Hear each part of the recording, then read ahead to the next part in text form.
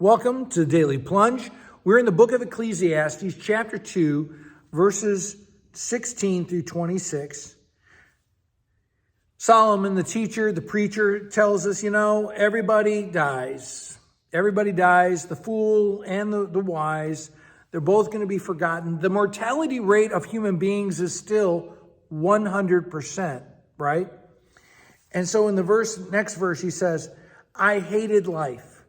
Because all the toil, all the work that was done under the sun, under the limitations of the law, just grieved me because it didn't go anywhere. And as he talks about, I hated all things, I hated all life, I saw that it was all meaningless. This is the philosophy of nihilism, that life is pointless, that all the efforts of life, all the striving are pointless. And, one of the things he says is, who knows what's going to happen with the legacy you're trying to create in this life. We work and we try to pass on the things that we have gained in this life to our children. Maybe it's wisdom. Oftentimes we try to pass on wealth, maybe a business or a farm to our children. We hope that they will be good stewards of it, but we don't know. Once we are dead, they're going to do what they want with it. And we don't know whether they're a fool or they're a wise person. But no matter what it is, the truth is it will only last for a certain length of time, right? Maybe it'll last a few generations, but it won't last forever. And so I would ask you, what are you investing in that will be eternal, that will change the mathematics of heaven? Are you going to bring another person into faith through your efforts?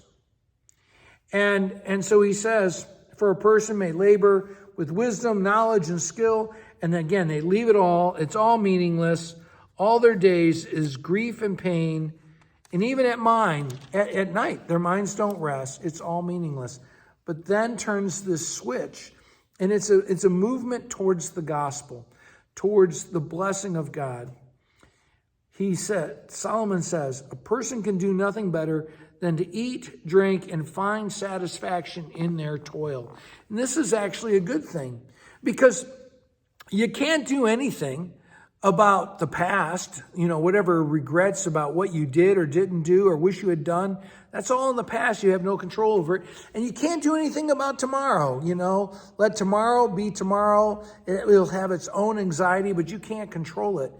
And so it is the person of faith who receives what God gives them in this now, in this moment, this present moment, and enjoys that and sees the blessings as a gift from God.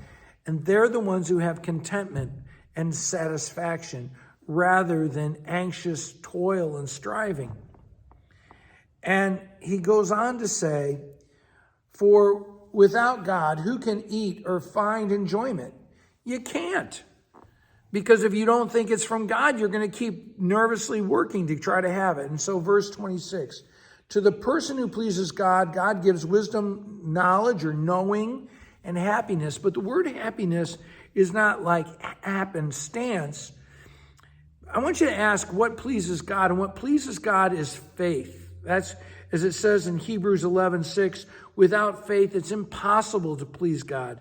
And so what God gives to the person of faith is wisdom, knowing him, and faith, and rejoicing in him. And to the sinner, he gives the task, the toil, the gathering, and the striving. Thanks, friends. Have a blessed day.